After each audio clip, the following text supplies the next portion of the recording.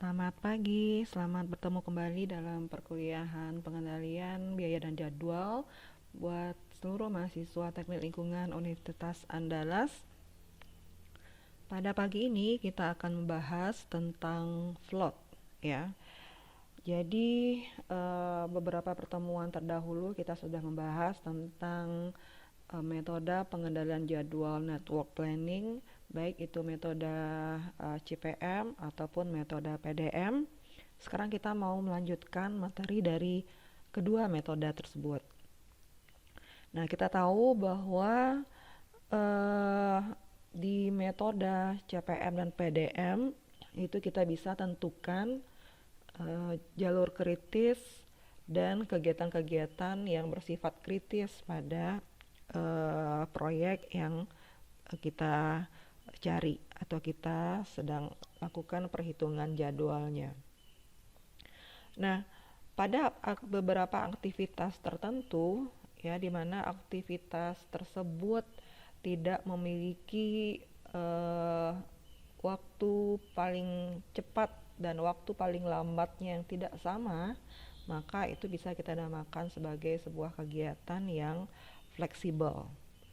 Jadi kegiatan yang fleksibel ini bisa kita namakan sebagai kegiatan yang memiliki float atau slack time. Jadi artinya di sini pada beberapa kegiatan yang tidak sama early dan late times-nya, maka pada kegiatan tersebut seorang manajemen proyek itu bisa melakukan berbagai tindakan atau memundurkan pelaksanaan proyek sepanjang float atau slack time yang dimiliki oleh kegiatan tersebut.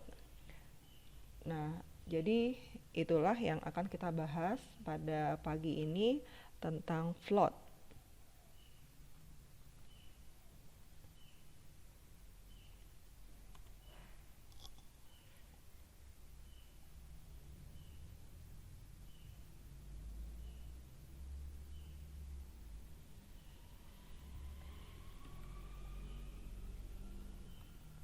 Nah, float ya, jadi sebuah kegiatan memiliki float artinya semakin kritis sebuah kegiatan, maka kegiatan tersebut itu tidak akan memiliki float. Dan semakin panjang atau semakin lama float yang dimiliki oleh sebuah kegiatan, itu menandakan bahwa kegiatan tersebut semakin tidak kritis dia. Nah, float itu dihitung dari besaran atau jumlah waktu yang dimiliki oleh setiap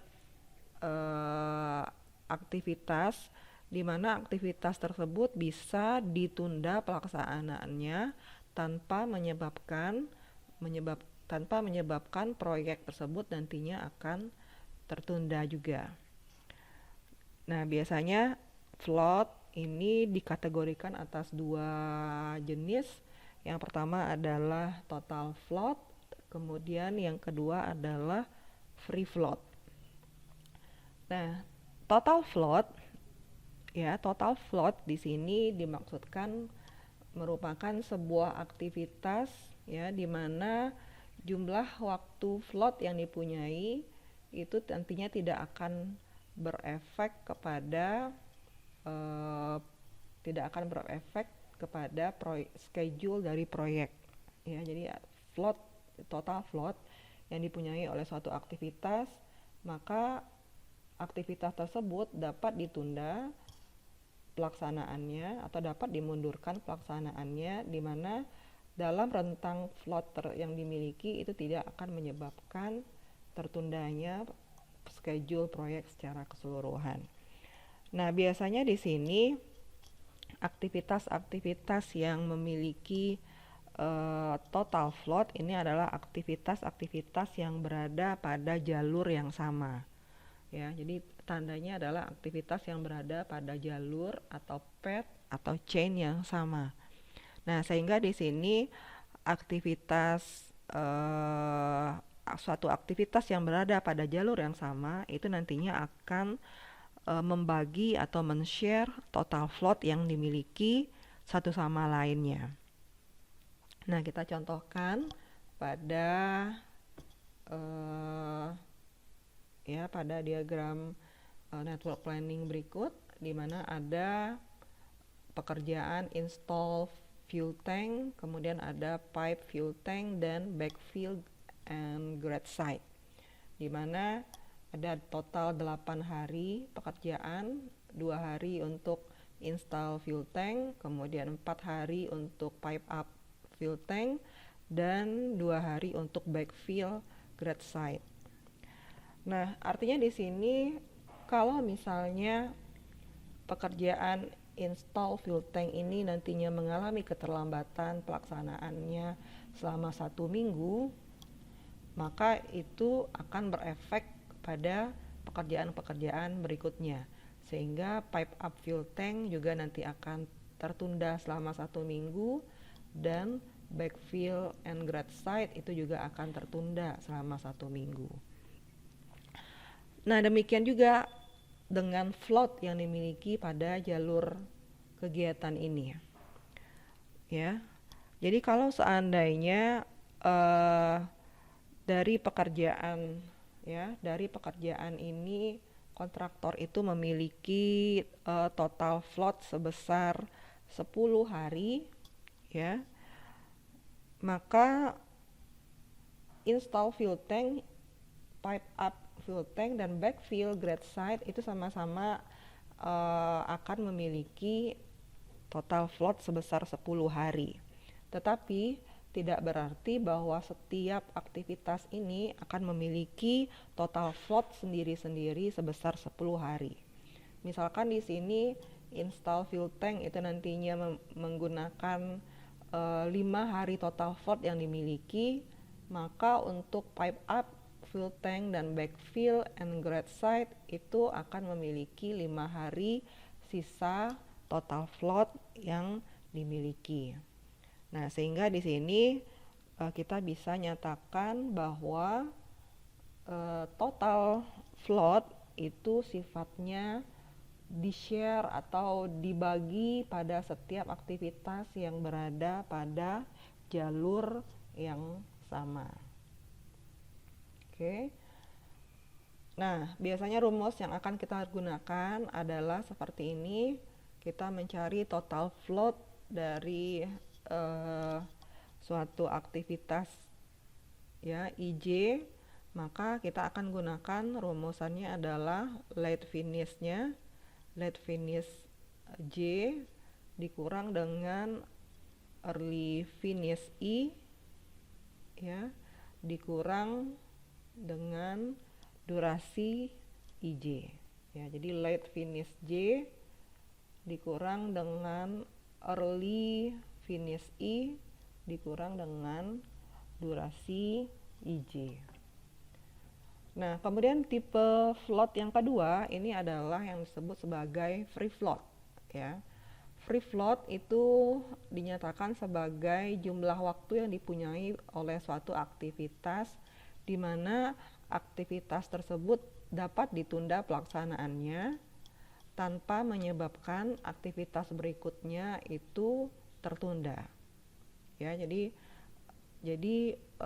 impact-nya atau pengaruhnya bukan terhadap keseluruhan durasi proyek, tetapi terhadap pekerjaan berikutnya atau succeeding activity-nya. Nah, free float ini akan terjadi apabila ketika lebih dari satu kegiatan bermuara pada satu node yang sama. Ya, jadi itu di sini kuncinya. Dan free float ini nantinya akan kita gunakan di dalam pemilihan aktivitas pada saat resource leveling. Ya, nanti akan dilanjutkan seperti apa resource leveling. Nah, rumusan yang kita gunakan untuk free float ini adalah free float IJ, maka rumusnya adalah early start J dikurang dengan early start I, ya, kemudian dikurang dengan durasi IJ-nya. Oke, jadi kita akan contohkan nantinya di sebuah eh, manfaat dari float ini akan kita lihat pada saat sebuah diagram network planning dari suatu aktivitas itu nantinya kita akan melakukan yang namanya resource leveling. Ya, di mana di sini sudah terlihat ada beberapa aktivitas A, B, C, D, E, F, G, H, I, J, K. Kemudian juga setiap predecessor yang ada. Kemudian juga terlihat di sini aktivitas-aktivitas mempunyai waktu atau durasi pelaksanaan yang berbeda-beda. Nah, kemudian nanti di sini akan terlihat bahwa pada setiap aktivitas itu memiliki jumlah tenaga orang per hari atau jumlah tenaga yang dibutuhkan pada setiap harinya. Nah, walaupun sebenarnya resource leveling ini tidak merupakan bagian dari kurikulum teknik lingkungan untuk pengendalian biaya dan jadwal, tapi resource leveling ini bisa kita perlihatkan sebagai bentuk manfaat pada penggunaan float ya dalam pengaturan jumlah tenaga kerja ya yang dilakukan pada setiap waktu pelaksanaan proyek. Nah, kita sudah membuatkan ya jaringan kerjanya sesuai dengan constraint yang telah kita sebutkan tadi. Nah, di sini tugas kita adalah mengisi setiap early start, early finish, dan late start, late finish dari setiap aktivitas.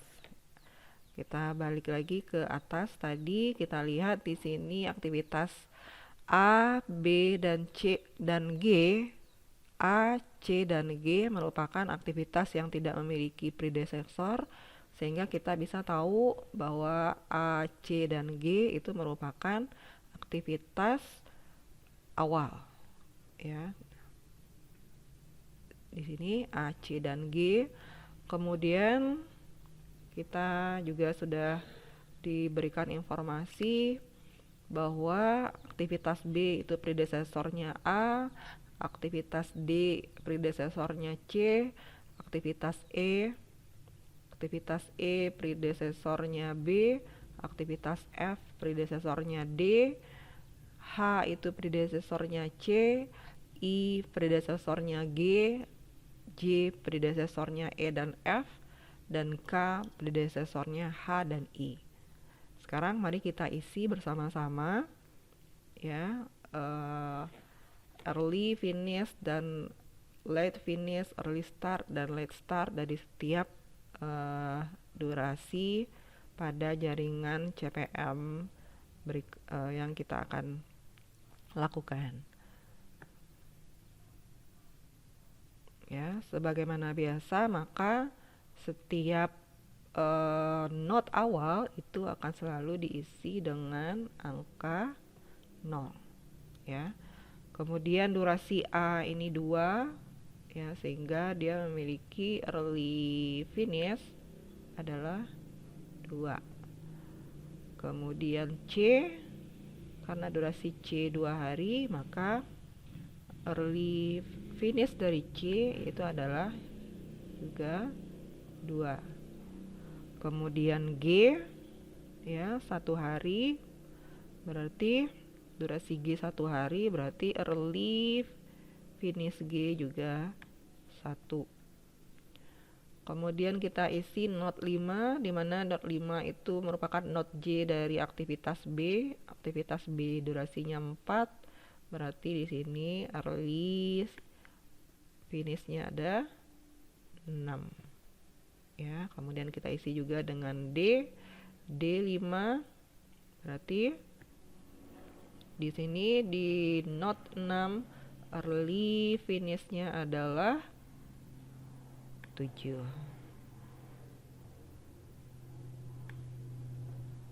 Kemudian di node 7 itu bermuara aktivitas H dan I. Dari aktivitas H ya, maka early finish-nya adalah 10. Dari aktivitas I, early finish-nya adalah 4. Ya, kita ambil yang paling besar. Berarti di sini kita isi dengan 10. Ya, kemudian di note 8 ini bermuara aktivitas E dan F, di mana pada E early finish note 8 itu angkanya adalah 7, sedangkan dari F 11, maka kita ambil yang paling besar adalah 11. Kemudian 9 yang terakhir itu dari J dan dari K, maka dari J itu 14, dari K 15, berarti kita ambil yang paling besar adalah 15.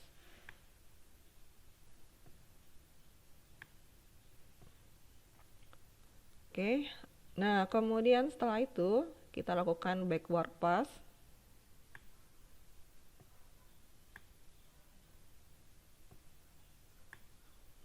Ya, berarti di backward pass late finish itu kita samakan dengan early finish-nya. Ya, sama-sama 15. Berarti kita lakukan hitung mundur dengan mengurangkan late finish dengan durasi. Ya, berarti 15 dikurang 3, 15 dikurang 3 berarti di sini ada 12.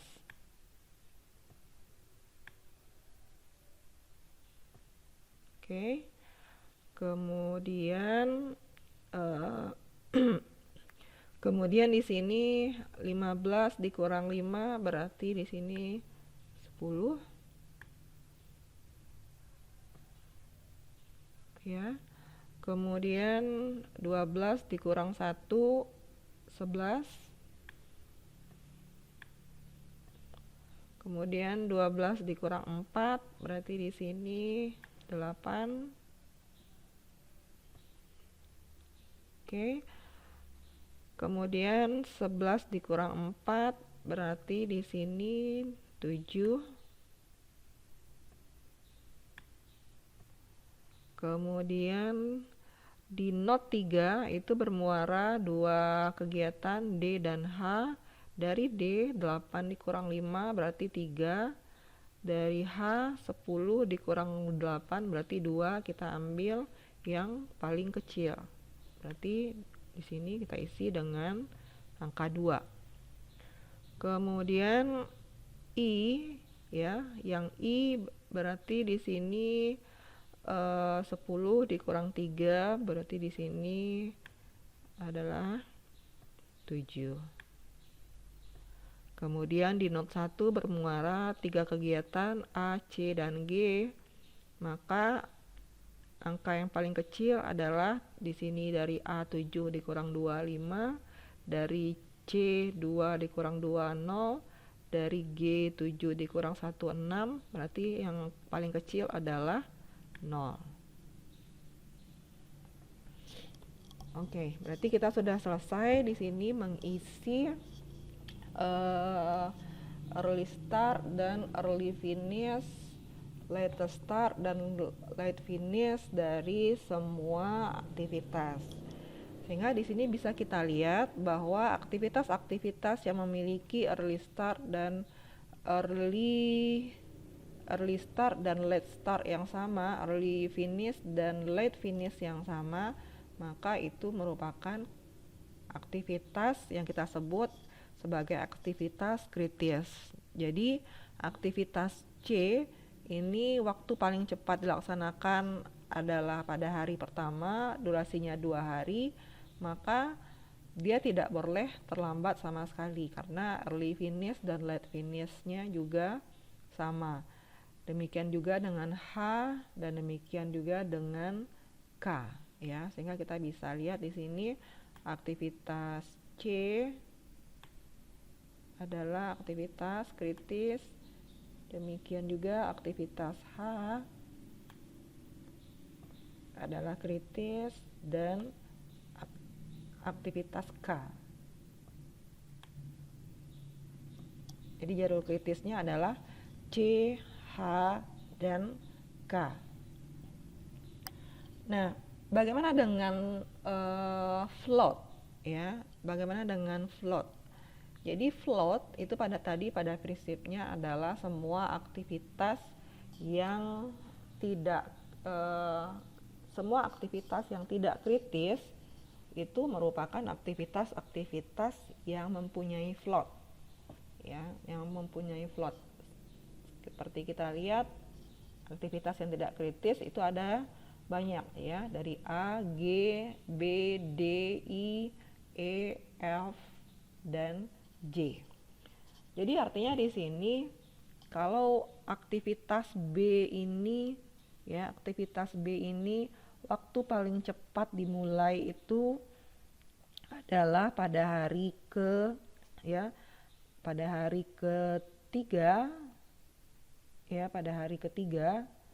ya, jadi 2 hari untuk A, maka berarti B itu kan dimulai pada hari ketiga dengan durasi 6 hari ya. Maka nanti akan selesai pada hari ke-6 ya. Kemudian B ini bisa juga dimulai pada hari ke-8. Jadi 7 hari. Jadi 7 ini merupakan waktu paling lama aktivitas A ini diselesaikan ya, sehingga pada hari ke-8 B dimulai dan selesai pada hari ke-11 ya. Dan demikian juga pada kegiatan-kegiatan yang lain, ini juga memiliki yang namanya float ya, tenggang waktu. Nah, kita bisa lihat di sini untuk J, maka dia hanya memiliki float di awal kegiatan saja ya. Dimana pada akhir kegiatan J itu tidak boleh terlambat. Karena apa? Karena dia akan menyebabkan keterlambatan pada proyek secara keseluruhan. Jadi J itu bisa dimulai pada hari ke-12 dan juga bisa dimulai pada hari ke-13 ya. Nah, kita lihat diagram bar chart berikut yang kita gambarkan dari early start dan early finish yang telah kita dapatkan dari perhitungan CPM-nya ya. Nah, di sini kita bisa lihat setiap aktivitas, kemudian predecessor, kemudian waktu yang dibutuhkan ya. Kita susun bar chart yang ini berdasarkan waktu paling cepat dari setiap kegiatan. Jadi bar chart kita susun berdasarkan earliest time-nya ya. Di mana A ini early start-nya 0 dan early finish-nya di 2. Oke. Maka kita bisa lihat di sini ya. Jadi mulai dengan durasi 2 hari, maka late finish-nya early finish-nya adalah di 2 ya, seperti ini. Kemudian yang C dengan durasi 2 hari, maka early finish-nya juga di 2 ya. Di hari kedua yang C sama dengan durasi 2 hari. Kemudian yang G berarti durasi 1 hari, maka kita susun bar chart-nya berdasarkan earliest time-nya. Berarti di sini G itu selesai pada hari pertama ya, karena durasinya cuma 1 hari, berarti ini G. Nah, Oke. Nah, sekarang kita lihat bahwa untuk A dan G, di mana A dan G ini bukan merupakan aktivitas kritis, sehingga dia mempunyai float, ya. Jadi kita tidak supaya anda tidak membingungkan, tidak perlu menghitung total float dan free float, tapi kita langsung memakai float yang ada saja. Kita tidak membaginya berdasarkan total float dan free float. Maka A ini memiliki float ya sebesar berapa hari? Karena dia di sini waktu paling cepat untuk selesai itu pada hari kedua, waktu paling lambat selesai pada hari ketujuh, ya, dari A. Sehingga kalau durasinya 2 hari, maka sebenarnya dia memiliki float sampai hari ketujuh, seperti ini, ya. Jadi artinya di sini pekerjaan A ini sesungguhnya dia bisa dimulai pada hari ketiga dan berakhir pada hari keempat, atau dimulai pada hari kelima dan berakhir pada hari keenam, atau dimulai pada hari keenam dan berakhir pada hari ketujuh. Tapi dia tidak bisa dimulai pada hari ketujuh karena total float yang dimilikinya cuma, ya, float yang dimiliki oleh aktivitas A cuma 5 hari. Kalau kita menunda pekerjaan A melebihi dari float yang dipunyai, maka berakibat kepada keterlambatan dari pekerjaan A tersebut dan memungkinkan akan menyebabkan keterlambatan pada aktivitas berikutnya. Oke. Sedangkan C ini tidak memiliki float karena apa? Karena kita tahu yang C ini adalah pekerjaan kritis. Oke. Kemudian di G, ya. G ini memiliki float tadi kita lihat. G ini waktu paling cepatnya 1 hari, waktu paling cepat selesai hari pertama, dan waktu paling lambat selesai di hari ketujuh. Nah, sehingga G ini juga memiliki float sebanyak 6 hari. Oke. Jadi artinya di sini pekerjaan G ini bisa dikerjakan di hari pertama, bisa dikerjakan di hari kedua, bisa dikerjakan di hari ketiga, keempat, kelima, keenam, atau ketujuh, ya. Jadi dia memiliki float sebanyak 6 hari. Dan bagaimana dengan aktivitas lain? Ya, kita bisa lihat juga B, ya. Di B itu waktu paling cepat, ya, waktu paling cepat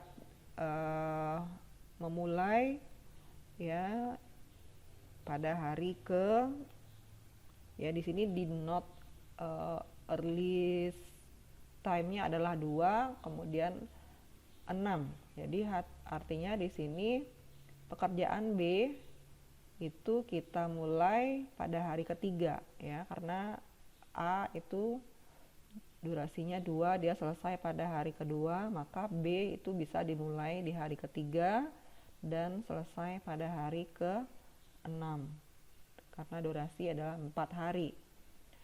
Nah, kita lihat di B ini sesungguhnya dia juga bisa dimulai dari, ya, dimulai pada hari ke-8 dan berakhir pada hari ke-11. Ya, jadi yang B ini,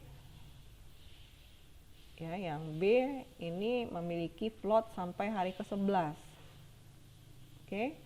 Jadi kalau durasinya 4 hari, maka B ini bisa dimulai pada waktu paling lambat untuk dimulainya adalah pada hari ke-8 dan selesai pada hari ke-9. Kalau mau dikerjakan pada hari ke-7, artinya B itu akan selesai di hari ke-4, ya.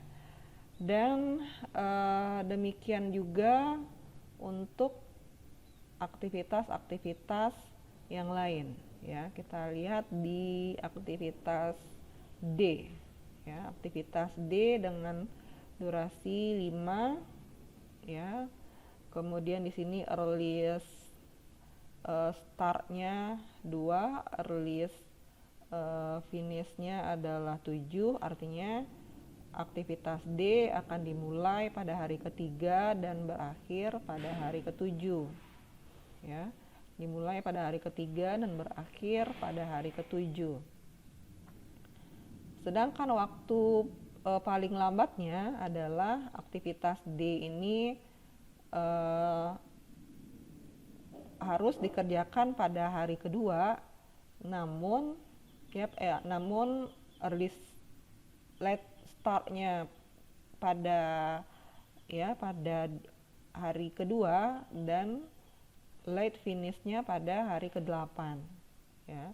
Jadi artinya di sini aktivitas D ini memang harus dimulai pada hari ketiga ya, harus dimulai pada hari ke-8 dan memiliki satu float. Berarti ini salah ya.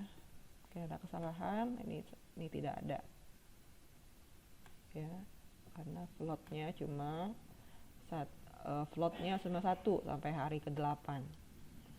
Oke, kemudian di F, di E ya, di E ini memiliki durasi 1 hari ya, early start 6, early finish 11, late start 11 dan late finish 12, sehingga kita bisa membuatkan E ya langsung pada hari ke-7 ya, langsung pada hari ke-7. Kemudian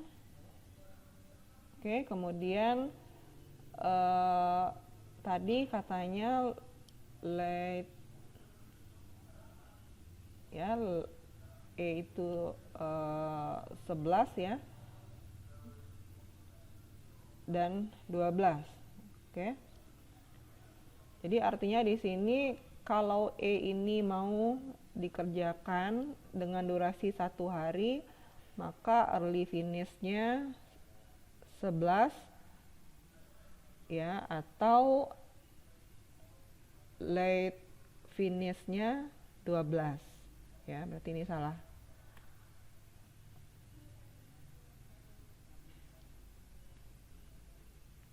ya. Kemudian kita cek lagi di F.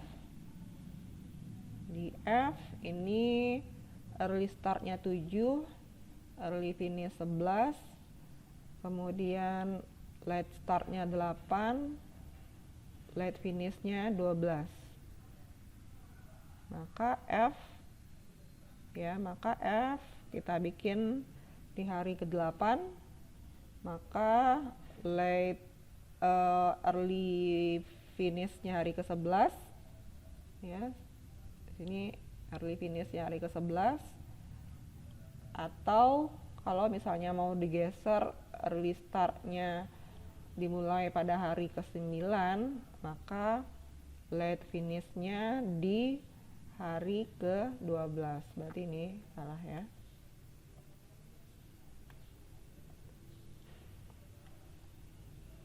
Oke, kemudian kita cek lagi di G. G tadi adalah pekerjaan non kritis juga, maka G itu early, karena G pekerjaan awal, maka early finishnya di 1 dan late finishnya di 7. Nah, kita lihat G pekerjaan awal durasi 1 hari, maka tadi dinyatakan early finish 1 dan late finish 7. Maka sesungguhnya G ini memiliki float selama sepanjang 6 hari. Sampai pada hari ke-7, G itu sebenarnya bisa digeser-geser pelaksanaannya. Oke, kemudian H tidak memiliki float karena H adalah kegiatan kritis. Kemudian aktivitas I berikutnya, aktivitas I ya, I early startnya 1, early finish 10, late startnya 7, late finish 10 ya, yang I ya di sini. Jadi early finish ya, early finish. Jadi kita bisa mulai I ini di hari kedua ya, di hari kedua, kemudian durasi 3 hari. Maka tadi kita dapatkan informasi ya, kita dapatkan informasi bahwa I ini memiliki early finish dan late finish yang sama, yaitu di hari ke-10. Maka dia I ini memiliki float juga sebanyak 6 hari. Jadi dia bisa ditunda pelaksanaannya sampai hari ke-10. Ya, bisa digeser-geser. Nah, demikian juga dengan J. Ya. J di sini early start 11, early finish 15, kemudian late start 12, early finish 15. Ya. Oke. Maka ini J tadi kan dinyatakan early startnya 11 ya, kemudian early finish 15. Berarti artinya J ini bisa dimulai di hari ke-12 dengan durasi 3, maka dia bisa digeser pelaksanaan J itu sebanyak 1 hari ya, sebanyak 1 hari, maka dia bisa digeser-geser. Kemudian setelah kita buatkan bar chartnya, maka di sini informasinya adalah bahwa jumlah tenaga setiap harinya kita punya datanya, ya, punya datanya. Jadi untuk aktivitas A itu jumlah tenaga orang per harinya adalah sebanyak 3 orang per hari, ya, setiap hari 3 orang. C itu 6 orang setiap hari. Kemudian G 4 orang 1 hari. Maka pada hari pertama itu kita bisa hitung, ya, jumlahnya 3 tambah 6 tambah 4, berarti jumlahnya adalah 13. Dan demikian juga pada hari-hari berikutnya, ya, dan demikian juga pada hari-hari berikutnya. Nah, kita lihat di sini bahwa penggunaan tenaga kerja setiap harinya itu berbeda-beda. Hari pertama itu 13, kemudian hari kedua 14, kemudian 9, 9, 4, 4, 8, 6, 6, 6, 4, 2, 2, 2. Nah, jadi artinya di sini apa? Ada fluktuasi dari penggunaan jumlah tenaga kerja setiap harinya. Nah, biasanya secara psikologis penggunaan jumlah tenaga kerja itu dari awal-awal sedikit, kemudian seiring dengan produktivitas kerja semakin hari, maka produktivitas akan semakin naik, sehingga jumlah tenaga kerja kita harapkan juga ikut naik, ya. Nah, maka kita atur di sini ritme kerja, fluktuasi penggunaan jumlah pekerja juga menyesuaikan dengan irama kerja. Jadi dari awal jumlahnya sedikit, kemudian naik-naik terus sampai puncak produktivitas itu di tengah, kemudian akan menurun seiring dengan waktu penyelesaian proyek. Nah, ini bisa kita dapatkan dari mana? Dari yang namanya teknik resource leveling. Ya, walaupun sebenarnya teknik ini tidak diajarkan, tapi teknik resource leveling itu didapatkan dari pengaturan penggunaan float yang ada pada aktivitas yang tidak berupa aktivitas kritis. Jadi kita geser-geser aktivitas ini pada rank tertentu sehingga nantinya akan kita dapatkan optimasi, ya.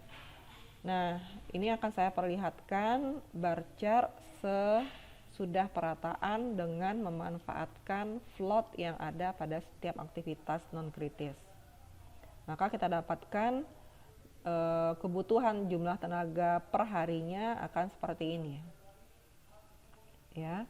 Jadi 6, 6, 7, 7, 8, 9, 9, 9, 10, kemudian 6, 4, 4, 2, 2, 2. Jadi di awal-awal karena ritme produktivitas pekerjaan itu di awal-awal cenderung masih sedikit, masih belum panas, nanti seiring waktu meningkat, maka jumlah kebutuhan tenaga juga demikian, ya. Jadi dari awal sedikit, kemudian naik dan mencapai puncak, kemudian turun seiring waktu berakhirnya proyek. Nah, ini dengan menggeser-geser ya penggunaan aktivitas yang kritis tadi. Jadi yang A tadi, kalau A tadi dimulai pada hari pertama, selesai pada hari kedua, sekarang A dimulai pada hari ketiga, selesai pada hari keempat, ya. Nah, jadi artinya di sini tadi floatnya 5 hari, maka sekarang sisa float yang dimiliki A adalah 3 hari, ya. Nah, ini yang disebut sebagai resource leveling, pemanfaatan pencarian resource leveling dengan memanfaatkan float yang ada pada